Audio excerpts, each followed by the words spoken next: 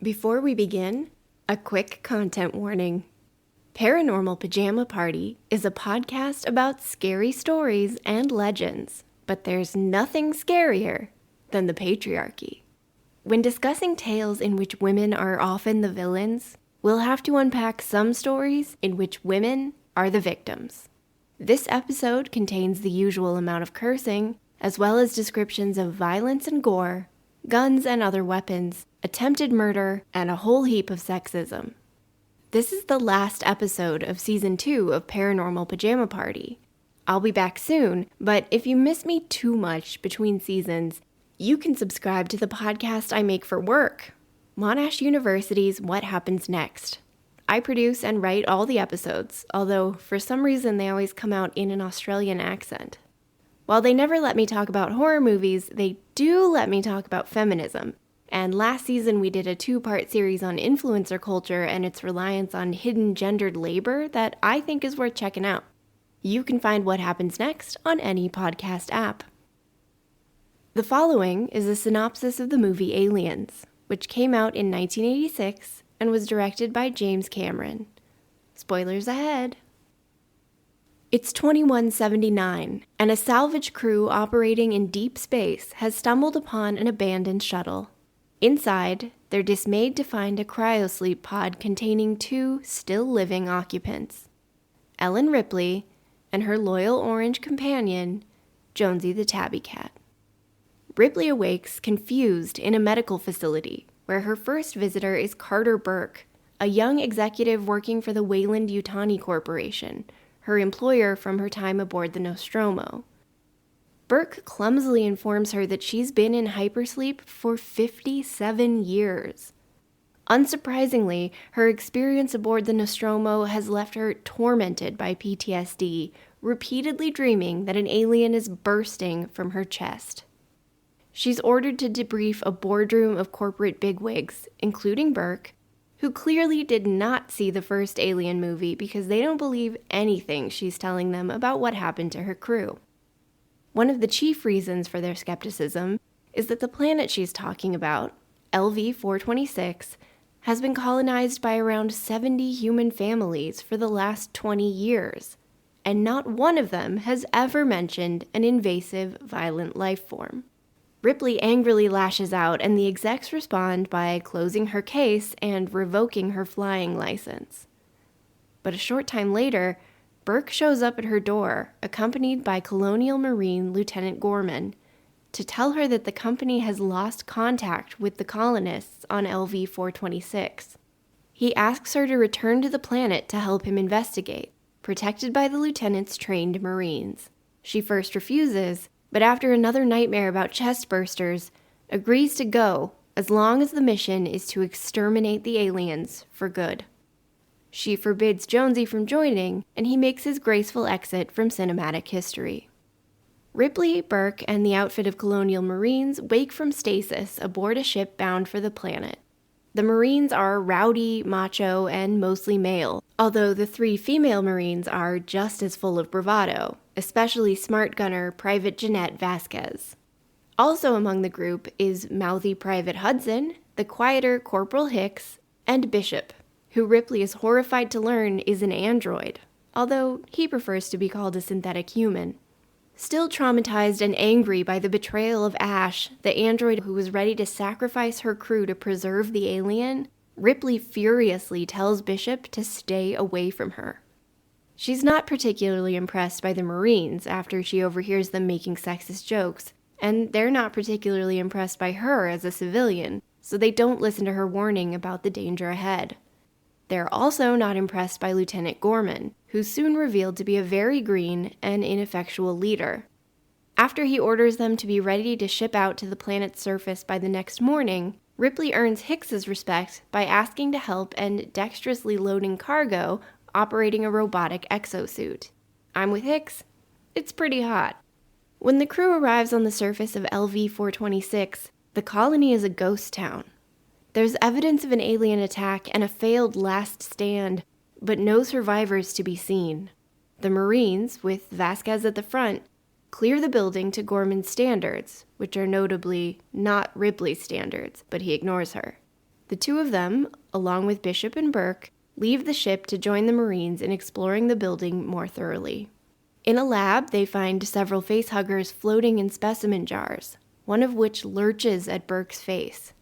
Bishop confirms that 2 are still alive and takes one to examine, which Ripley finds distasteful. That's exactly what the evil android at her last job did.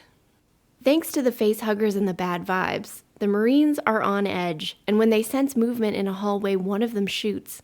Luckily, Hicks blocks his shot because it's not an alien. It's a 7-year-old girl, the colony's sole survivor. Feral with fear, she runs from the Marines. Ripley dives after her and discovers that the girl has been hiding in a small, defensible space since the colony was massacred. Gorman tries to force the little girl to tell him what happened to the colony, but she stays silent. Ripley takes over, bringing the girl hot chocolate, cleaning her up a little, and speaking to her gently. The girl finally tells Ripley that she goes by the name Newt, and that her family has been killed. She refuses to believe that the Marines can keep her safe. Meanwhile, the Marines have picked up signals from microchips implanted in each colonist, which begs some follow-up questions that the movie doesn't answer. The signals are coming from just beneath the colony's fusion-powered atmosphere processing station, so Gorman sends the Marines to find them while he and the civilians, including Newt and Bishop, stay behind in the tank they brought to the planet with them to watch the action from the soldiers' helmet camera feed. As the team approaches the source, the hallways begin to look more organic and buggy. Based on their location, Ripley realizes that their bullets could damage the station's fusion system, killing them all instantly. She tries to tell Gorman, but he doesn't listen until Burke confirms that she's right. When he finally orders the Marines to give up their ammunition, Vasquez, who is distrustful of his inexperience, secretly passes backup ammo to her fellow gunner. The Marines find the colonists, but they've been cocooned into the walls and almost all of them are dead. Gaping chest wounds and the desiccated facehuggers at their feet reveal that they were used to incubate new aliens, and the team has walked straight into an entire hive. When Ripley begs Gorman to get his people out, he panics and repeatedly yells at her to shut up. The Marines kill a chest burster that emerges from the body of the only still living colonist with flamethrowers, and the activity rouses the aliens, who close in on the humans from all sides. The team is picked off one by one, and Vasquez and her partner begin shooting. Gorman freezes completely, and Ripley takes charge, buckling Newt in and then driving the tank directly into the center of the hive to rescue the surviving Marines. Only Hicks, Vasquez, and Hudson make it out alive. Gorman hits his head and is knocked out, which is honestly a relief for everyone. Finally understanding the extent of the threat and traumatized by what just happened, the survivors try to decide what happens next. Ripley votes to return to the mothership and nuke the entire area from orbit, but Burke, the company man, won't allow it.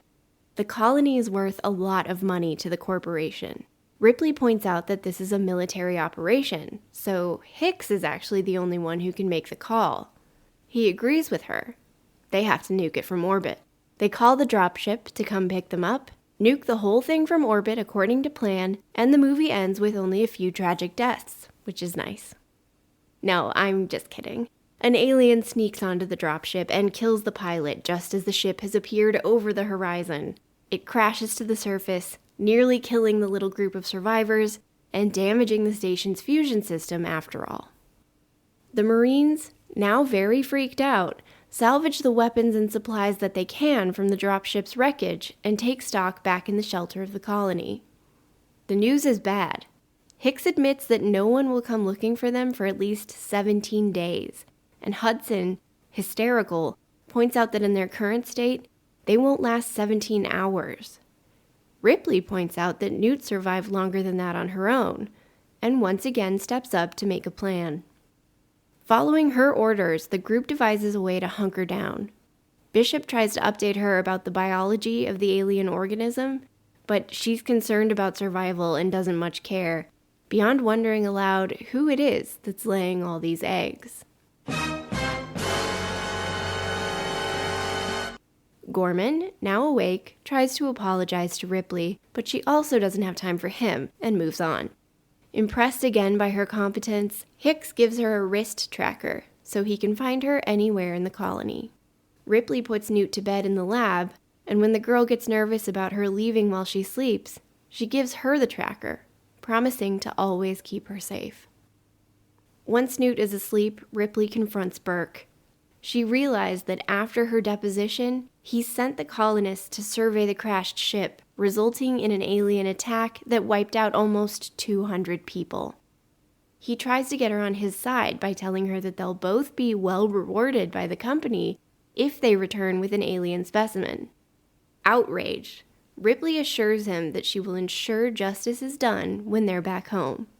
Before she can tell everyone what a snake Burke is, Bishop alerts them that they have even less time than they thought.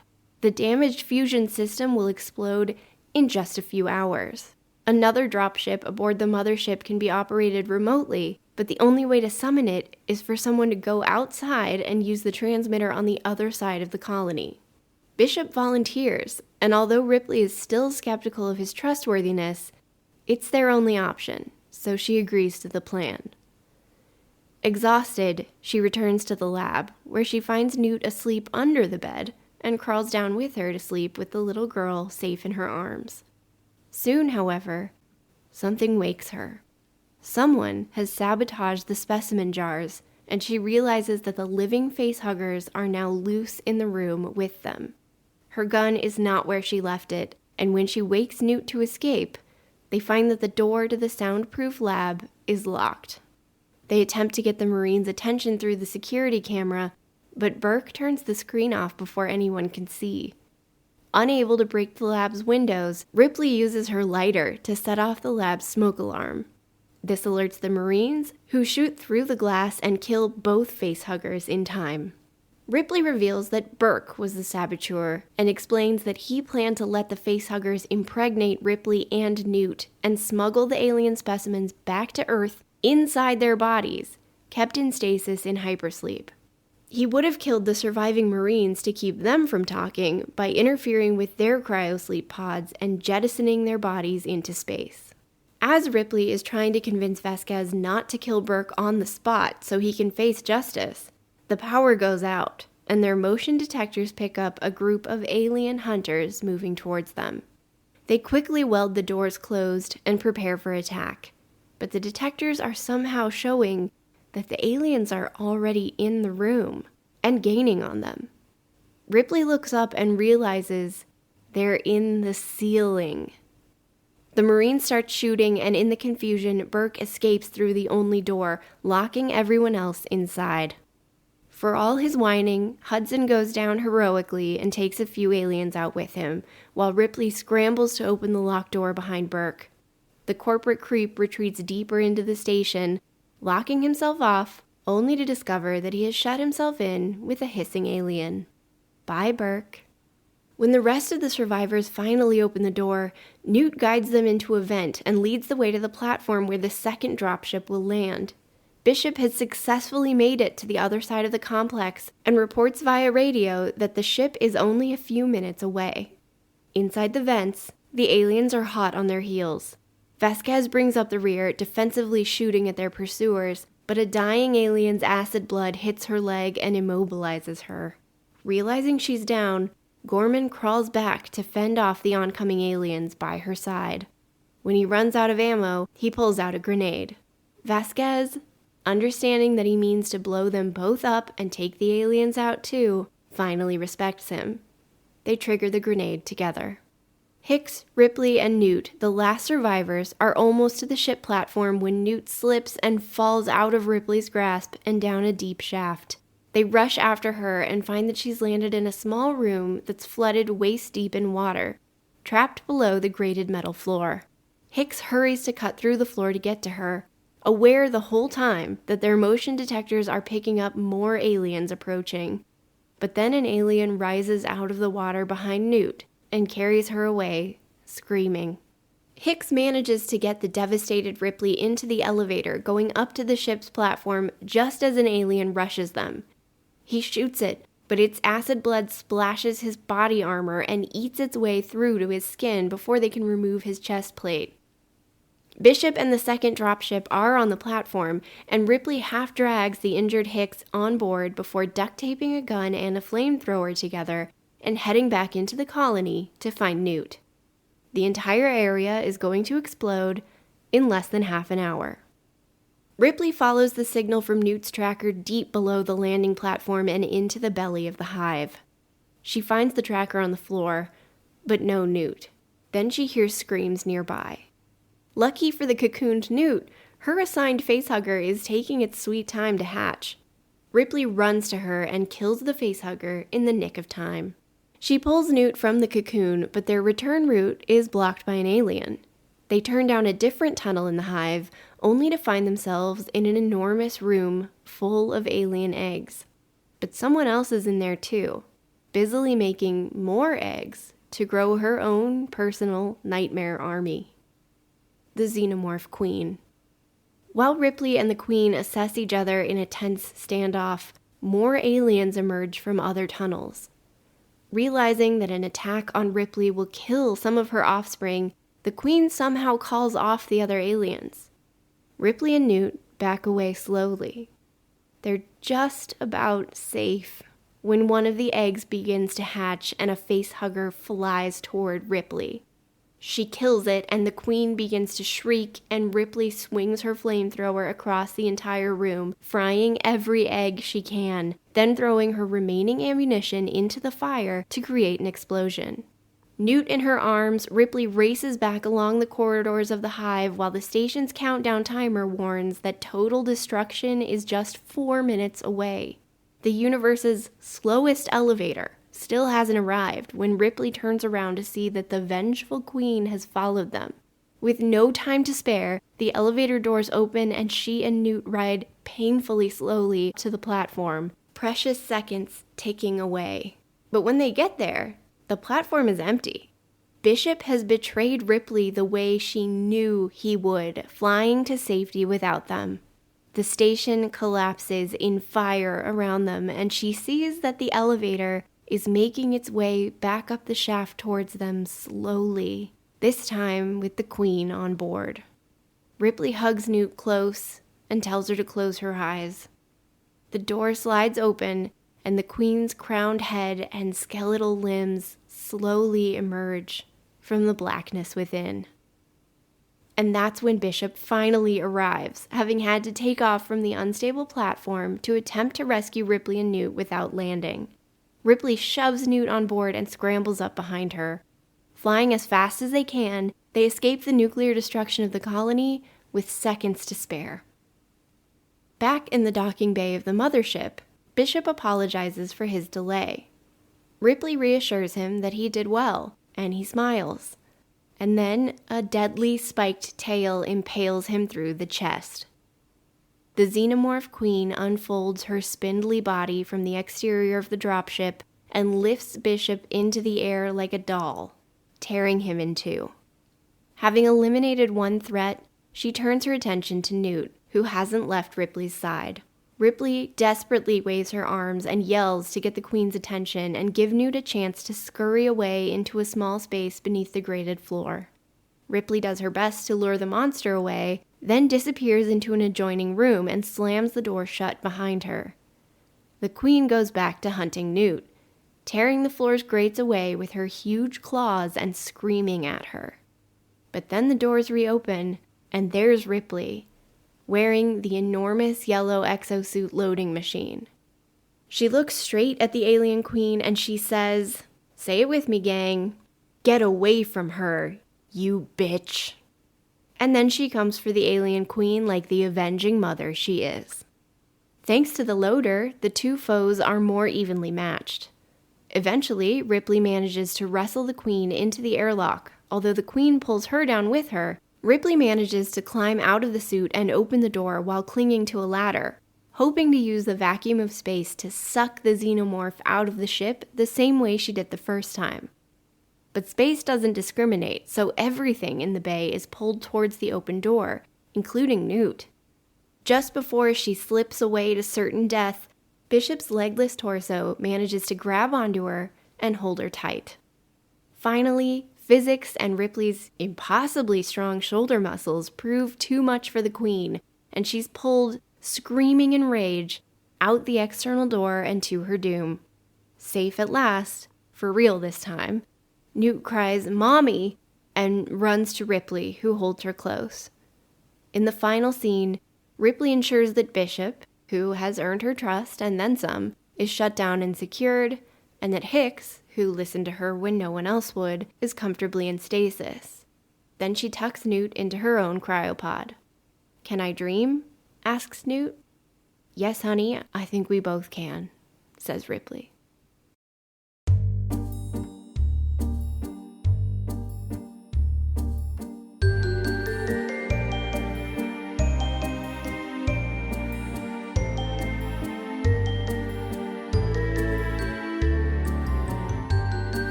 Hi, I'm Steph, and this is Paranormal Pajama Party, the podcast that brings you classic ghost stories and legends featuring female phantoms and femme fatales.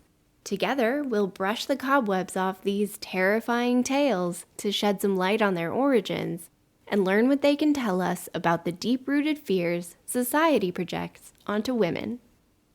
Welcome to the last Paranormal Pajama Party of Season 2 of the podcast, and a special welcome in particular to my returning guest, the Xenomorph Queen.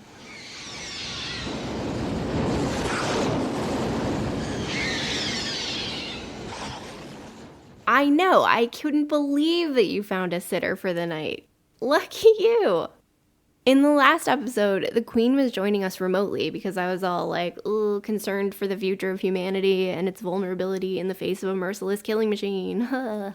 But since then, I met a guy from this, well, I guess he works for the company, but he's really an okay guy, and had a long talk with an AI system about it, and, look, I've made the decision to open the door and let her into the party. Think of how much we can learn.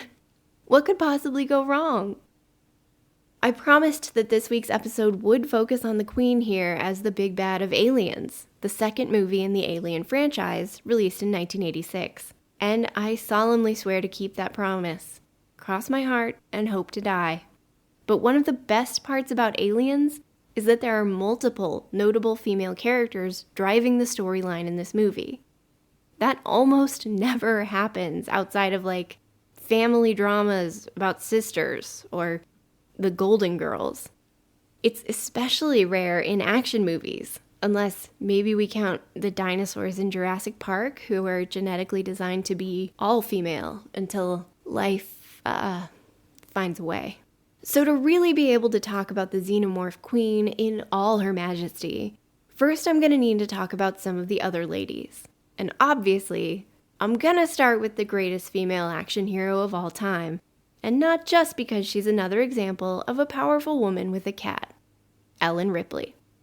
I mentioned this quickly in the last episode, but I cannot emphasize what an incredible bait and switch the first Alien movie pulls off in setting up our expectations that Dallas, the captain of the Nostromo, is going to be the guy to save us from all the monsters. He's giving the orders to land, leading the exploratory party off the ship, and breaking the rules to keep his crew members safe. Classic good guy stuff. Plus, he has a beard. Now, that's facial hair you can trust. Ripley doesn't really do anything that sets her apart from the other members of the crew until she refuses to let the alien-infected Officer Kane back onto the ship. And even then, it's not like anyone listens to her. Remember when Ned Stark got executed at the end of the first season of Game of Thrones, and we were all like, but he's the main guy? And it kind of broke our collective brain? That's basically what happened when Dallas got aliened by the alien in Alien. I did try to fit one more alien in that sentence, but it stopped making sense. Only when Ripley stepped up to lead and became the ultimate survivor, it was even crazier in 1979 than it seems now. Let me set the scene. As we talked about a bit in our series on the fall of the House of Usher, feminism's second wave kicked off in the early 1960s led in part by the publication of Betty Friedan's book, The Feminine Mystique, which challenged the widespread post-war cultural norms that encouraged women to be housewives and mothers to little nuclear families. The Feminine Mystique was released in 1963, and Alien came out 16 years later. To put that into perspective, 16 years ago, it was 2008. It's the first Obama campaign. We're all watching Tina Fey dress up as Sarah Palin on SNL. Breaking Bad premieres on TV. 2008. It just happened. So imagine that it's 2008, which you remember because it just happened, but your life looks like the world of Mad Men, which came out in 2007, by the way, if you want to keep feeling old.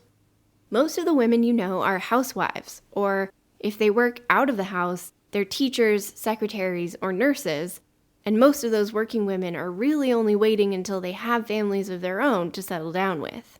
Most of the Western world looks like this. This is normal. This is what women do. And then a book comes out and strikes a chord and some social change starts to happen. Let's pretend it's 2011 now, and a groundbreaking TV series set in space comes out. We'll call it something like Planet Journey, or, I don't know, Star Trek. And it's pretty exciting and cool because it has a supporting character who's not only a woman, but a black woman. But she's not really a central character, and she still has to wear a mini dress and mostly just answer the space phones while all the men wear pants and go on adventures, because that's what women do. But social change keeps happening. And suddenly, in 2024, there's a major motion picture, also set in space, where not only is there a female character who wears practical work clothes for her traditionally masculine job and disobeys men's orders, but halfway through, she takes charge, picks up a flamethrower, blows a monster into deep space, and now it's her adventure, because that's what women do. Of course, Ripley could only come into being because of all the other work being done by feminists in the real world to make those changes. Still, she's an incredible symbol of the huge strides in empowerment in a shockingly short period. It's also important to note that this wasn't some big feminist statement, at least initially. Ripley's character was originally conceived as a man and just called Ripley, but to his credit, Ridley Scott defied studio expectations by suggesting a female lead instead and casting then unknown Sigourney Weaver. And that's how we got Ellen.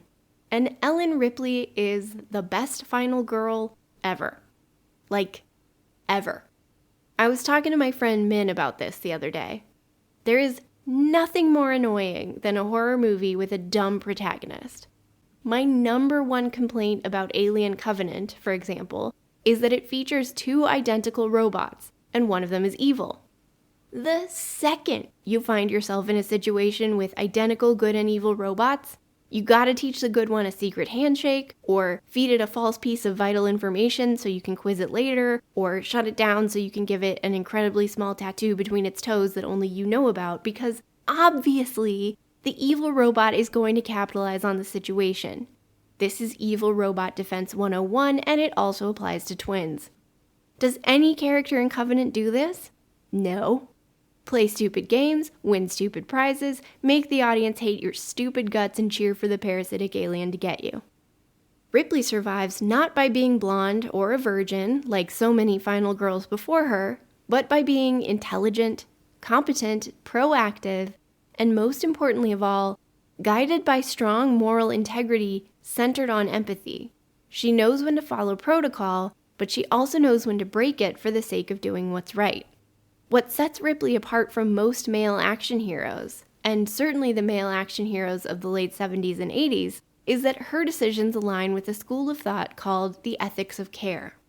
Rather than prioritizing abstract ideas like justice or freedom, Ripley's decision-making is focused around relationships and what we owe to each other, or, in some cases, what we owe to the spaceship's orange tabby cat. We can stay within the Alien extended universe and compare her to Dutch, the lead character from Predator, which came out the year after Aliens. Arnold Schwarzenegger, another classic final girl. In Aliens, Ripley's decisions are driven by empathy and a deep sense of responsibility toward others, especially toward the orphaned second grader, Newt. She goes to tremendous lengths to protect her, risking her life multiple times. She is primarily concerned with the safety of everyone around her, and she's willing to defy orders to do what she believes is right, particularly if that means protecting vulnerable lives. When we look at Dutch's decisions in Predator, we can see that they're much more individualistic. He's a soldier, and his actions are based on combat skills and tactical decision-making to outsmart the Predator to save himself and his team.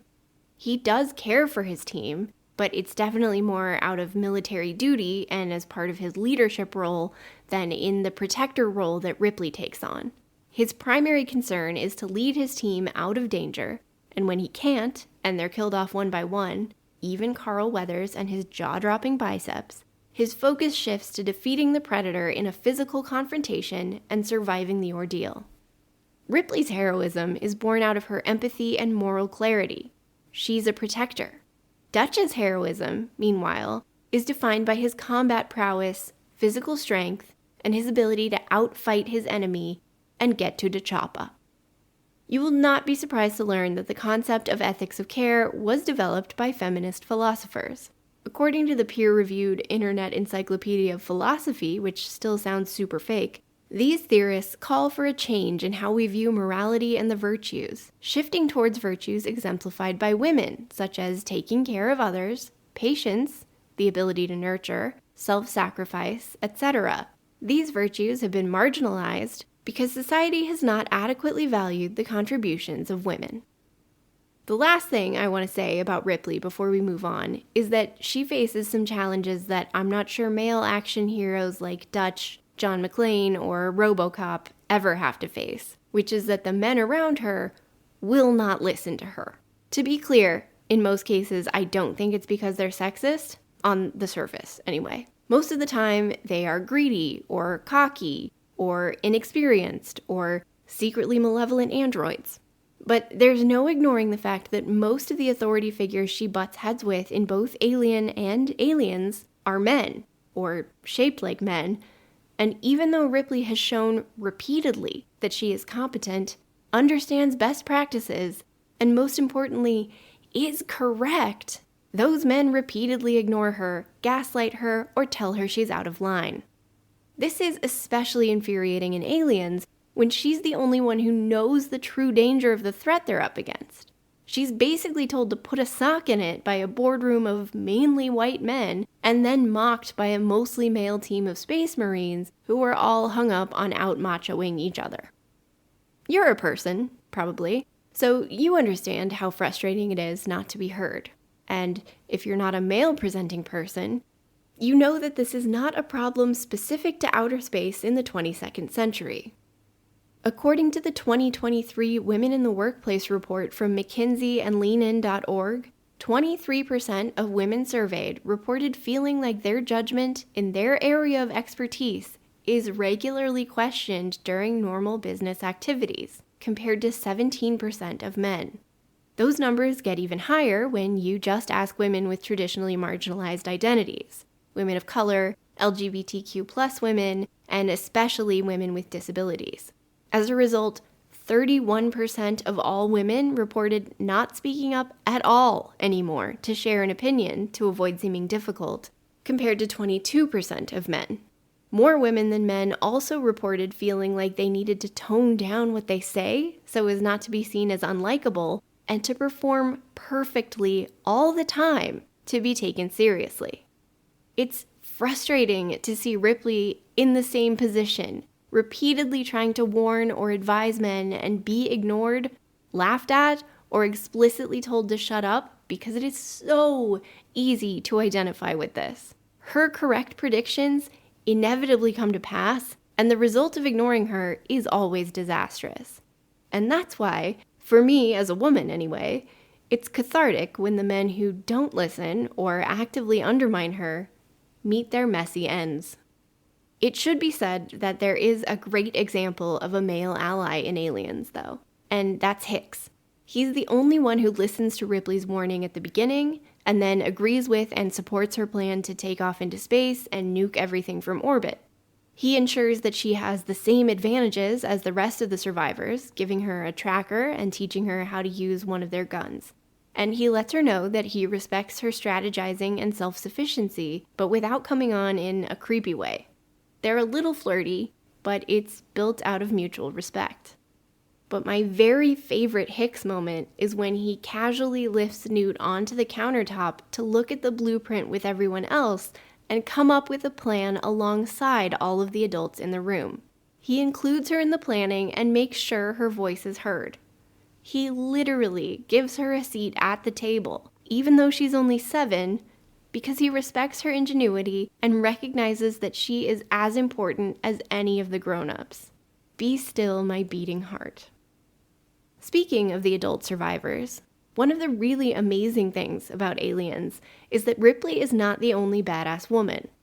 We need to talk about Private Vasquez, a Latina gunner controversially played by a fair-skinned Jewish-American bodybuilder wearing fake tan and dark contacts. That's all I'm going to say about that, except to confirm that the brown face and fake accent shockingly didn't age well. When we first meet Vasquez, she's doing pull-ups immediately after waking up from cryosleep.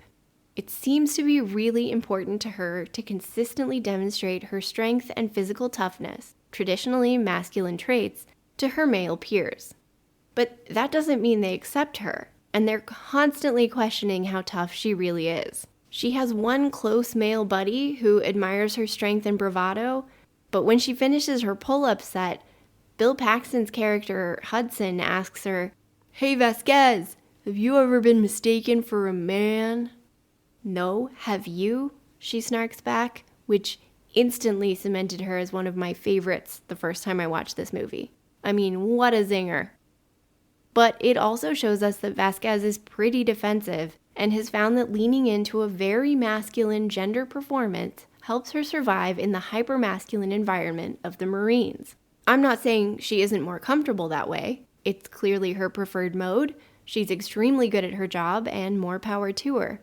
But she's an interesting female character because she's demonstrating another way for women to succeed in the alien universe, adopting and performing masculinity. I also think she's a pretty good example of Judith Butler's point that gender is a social construct and not something innate or natural. Instead, it's something we perform constantly through repeated actions, behaviors, and language, often unconsciously. These performances are based on societal expectations and norms. So in Vasquez's case, she's adopted and seems to enjoy more masculine-coded actions, behaviors, and language to fit in with her fellow colonial Marines. And her actions are big. She is ballsy, for lack of a better word, including during Ripley's first speech to the Marines, where she's warning them about the dangers of the aliens. "All I need to know is where they are," she says, pretending to shoot them. She's a gunner, carrying a smart gun that's almost the same size as her, and that's clearly an important part of her identity. She's the first one through the doors of the abandoned colony, and the first one to go into the alien hive that the Marines stumble on, proving again and again to the group that she is brave and strong. She's an interesting foil for Ripley, too. Ripley also has masculine-coded traits, which I talked more about in part 1 of this series. She's also strong and competent, and a woman working in a male-dominated field. But rather than leaning into those masculine traits to assert her authority, the way Vasquez does, Ripley balances her toughness with traditionally feminine traits, especially empathy and maternal instincts. They're a fascinating duo from a feminist perspective because neither conforms to established gender roles, but they've taken different paths. They're both strong and competent and great examples of female agency, and neither is wrong. Ripley shows us that you can have feminine traits and be heroic, but the cost of her femininity is that the men around her don't listen, even when she's right. Vasquez shows us the potential benefits of conforming to her group's masculine ideal, but the cost to her is that she must constantly prove herself and is still never truly accepted. Aliens has one more human female character I'd like to talk about before we go buggy. Newt. I think it's really interesting that the scriptwriters made the last survivor of the massacred colony a little girl. In the extended version of the movie, there's a scene after Ripley is awakened from hypersleep and told that she and Jonesy have been floating through space for 57 years. In this scene, we learn that Ripley left her 10-year-old daughter behind on Earth before shipping out on the Nostromo, promising her she'd be back in time for her birthday. As we know, her plans were foiled by a ruthless killing machine, and she missed her kid's birthday. And then every birthday after that. She learns her daughter died of old age, shortly before the escape shuttle was discovered. So they may have made Newt's character a girl to reflect Ripley's past and give her a second chance at motherhood. In that context, when the Marines find Newt hiding in a cranny of the colony and Ripley chases after her, it makes their discovery all the more poignant. It also might explain her motivation to consistently save the most vulnerable members of her crew at the potential cost of her own life. I think it's also possible that because they share a gender, it's easy for Ripley to see herself in Newt and vice versa. They're both female and both the sole survivors of a brutal alien attack that they escaped using their intelligence. There's something powerful, too, in the portrayal of women protecting and teaching other women, particularly younger generations. But because I am deeply cynical, I kinda don't think that feminist message was a conscious decision on the filmmaker's part. Or at least not a primary storytelling consideration. The horror genre loves to contrast innocent, defenseless little girls with hostile, deadly forces, and action heroes need a damsel in distress to rescue. Let us also remember that this was 1986, and cute kids in messy situations were having a pretty good box office run. Think Short Round in Indiana Jones and the Temple of Doom in 1984, or Lex and Tim in Jurassic Park in '93. Get a new gimmick, Spielberg. Newt's innocence is really underscored in the final act of Aliens, though, when this sweet, prepubescent young girl and her maternal protector come face to face with the disgustingly fertile mother of monstrous femininity herself, the Queen Xenomorph.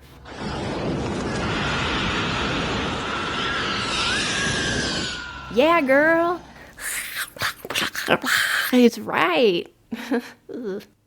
Okay, so once again, my number one academic girl crush, Barbara Creed, the actual mother of the concept of the monstrous feminine, says that because we live in a patriarchal culture, horror media is created with male audiences in mind. And what scares men more than anything in this whole world is vaginas. Some of the men listening right now will be like, wait a minute, I love vaginas. And that is probably true. I 100% believe that you love them in a particular context. But Sigmund Freud and later scholars such as Julia Kristeva would say that in any other context, and also on a subconscious level, you do not love them. You are very, very afraid of them. For example, what if they bite you? Or hold on to you and never let you go? Or suck you into some endless black void, just like death? And what about what comes out of them? Sure, you need to be involved to make a baby, but only briefly, and then the entire thing is out of your control. The entire creation of life itself, totally out of your hands, happening beyond your reach and influence. Do you even really need to be involved? I mean, you play such a small part anyway. What if there was some aspect of femininity so powerful and so uncontrollable that it could create endless life, entirely without you, to build and populate an invincible and inescapable world of its own? And don't you remember when you were very small and very helpless, being just a little bit afraid of your mommy? The Xenomorph Queen is the ultimate form of the monstrous feminine.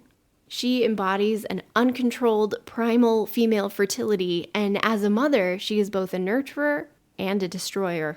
She is also yet another female character in this movie who doesn't conform to traditional patriarchal rules.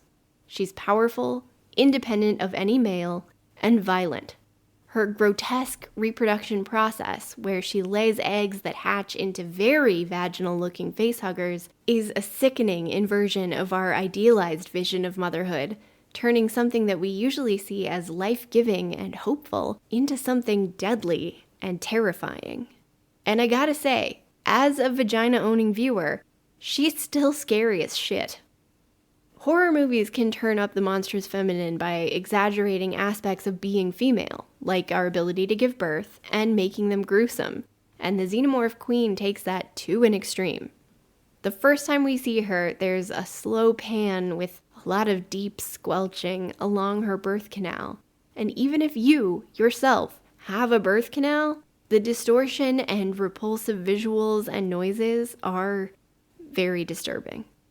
There are a lot of layers we could unpack there if we wanted to get real Freudian, which I never do. I feel comfortable enough just pointing out that that scene is revolting on a sensory level, and that's pretty horrific on its own. But I do think that sometimes the monstrous feminine works on female audience members too because of our own internalized misogyny. For example, you could probably make the case that we feel afraid when the queen explodes in rage after Ripley sets her eggs on fire because we subconsciously know that it's not socially acceptable for women to react in anger, ever. Ripley gave us an example of that earlier in the movie. We're terrified of what uncontrolled female rage might look like because it's unknown. We've never been allowed to see it at its peak form. Worse, we identify with it. Ripley just killed her babies. So we also recognize a similar brand of rage ourselves and know that we have the capacity for the same thing and have, at different times, even wanted to unleash that rage, but we can't. So our internalized misogyny kicks in and tells us that this behavior is monstrous and must be punished. And all of this happens so deep in our brains that all we know is, this buggy bitch has got to go.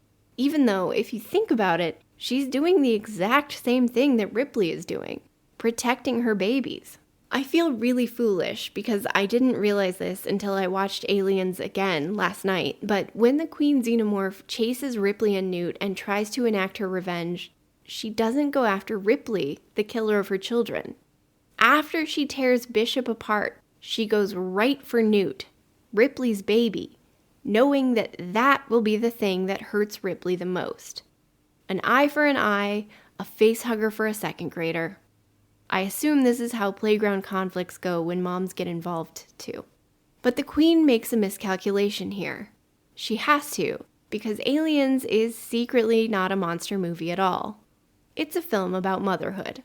And when she goes after Ripley's baby, she kicks Ripley's protective maternal instincts, her strongest motivator, into high gear. I'm not sure the monstrous feminine always has to be negative, if that makes sense. The Xenomorph Queen embodies the monstrous feminine in its most terrifying form, but Ripley reclaims some of the patriarchy flustering aspects of femininity too. She's also a mother, in this case, not a biological one, but that's never stopped her before, who is powerful, active, and heroic. And she saves Newt the same way she saved Jonesy. Her version of motherhood is life-affirming rather than life-destroying. Ripley and the Queen have the same motivation, to protect their young. Ripley wants to save Newt out of love and the desire to protect life. At first, I thought the Queen mainly just wanted to protect her progeny to continue to propagate her species. The best evidence of this is the ruthless drive of the other aliens to capture humans to use as alien incubators, and the fact that the Queen calls the grown aliens lurking at the edge of the nest off when she realizes that Ripley could take out all her eggs unless she and Newt can get away safely. And even in that extremely tense moment, I think Ripley sees a fellow mother.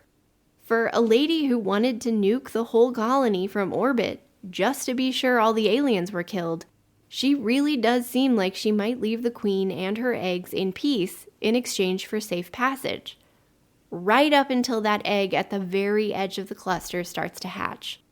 Chalk it up to Sigourney Weaver being amazing, maybe, but I read the expression she makes as sort of disgusted regret.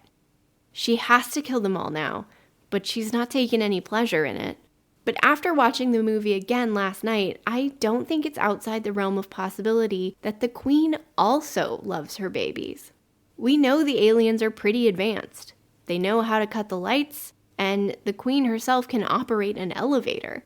And I think we know she can calculate human emotions because she came after Newt just to hurt Ripley the same way she was hurt. If she was really only a vehicle to propagate the species, it would be more logical from an evolutionary perspective to stay where she was and just keep pooping out some more eggs. But instead, she reacts with a huge amount of anger, and she wants revenge. So she can feel rage, has a desire for vengeance, and accurately judges that the best way to achieve that vengeance would be to emotionally wound her opponent in the same way she was wounded. Why would we assume that she can't feel love? I also think it would be stupid of us, at the very end of the second movie of an incredibly feminist franchise, to objectify the Xenomorph Queen, the embodiment of female power, and to think of her as just a passive portal for alien armies to enter the universe. She's Ripley's perfect enemy because they are so similar. In Alien, the android Ash tells Ripley that he admires the xenomorph on board the ship. He says, "It's a survivor, unclouded by conscience, remorse, or delusions of morality." In Aliens, Ripley fights her alien counterpart and wins, again. Like every other man who tried to tell her what to do, Ash was wrong. True survivors are guided by their conscience. Their strong empathy means they experience deep heartbreak and remorse. And their moral compass is exactly what guides them, and the people they love, safely to the other side.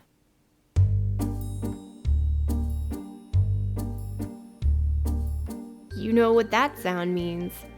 I'd like to thank the Xenomorph Queen for joining us tonight, but that doesn't mean I trust her not to try any funny business. So, lights out, flamethrowers on, ladies. To learn more about terrifying things like xenomorphs, the monstrous-feminine, and sexist workplaces, please visit my show notes. There's a link in the episode description, or you can just go straight to paranormalpjparty.com. You can also follow the podcast on Instagram at paranormalpjparty. A little bit of podcast business at the end of the ep here. This is the 13th episode of Season 2, so as usual, it's the last of the season. This one has been a bit bumpier than the first season, mainly because life feels like I have been navigating a giant cluster of alien eggs full of face huggers that I need to keep dodging. Gah! There's one now. So I'm going to need a bit of a break and a breather before Paranormal Pajama Party is back for Season 3. I've got a bunch of good ideas for it, though. It's going to be a monstrous femininomenon. A what? A monstrous femininomenon. Also, these episodes take, like, a surprisingly long time to research, record, edit, and obsess over, and that's without doing any marketing or promotion stuff on the side. So I'm pretty sure that next season I'm going to shift to a fortnightly schedule. Thank you for sticking with the podcast and for your understanding. I also need to officially, for the record, admit that in the previous episode, I pronounced the name of Ripley's spaceship wrong, and then refused to believe my friend Min when he mentioned it. Sorry, Min, you were right. I was wrong, and as penance, I will give a shout out to his YouTube channel. Hit the Spot Travel features some very tasty food and tourism destinations, and he has another channel, Puppet Noodles, in which a felt puppet version of Min reviews horror movies while sitting in a giant bowl of noodles. I think about Puppet Min and his interchangeable eyebrows a lot. Like, a lot. Finally, should I email Barbara Creed and try to talk to her on the podcast? Is that crazy? We live in the same city. My friend Gary knows her.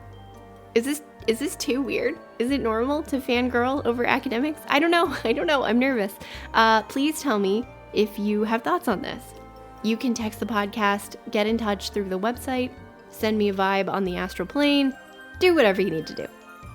But in the meantime, don't forget, ghosts have stories, women have voices.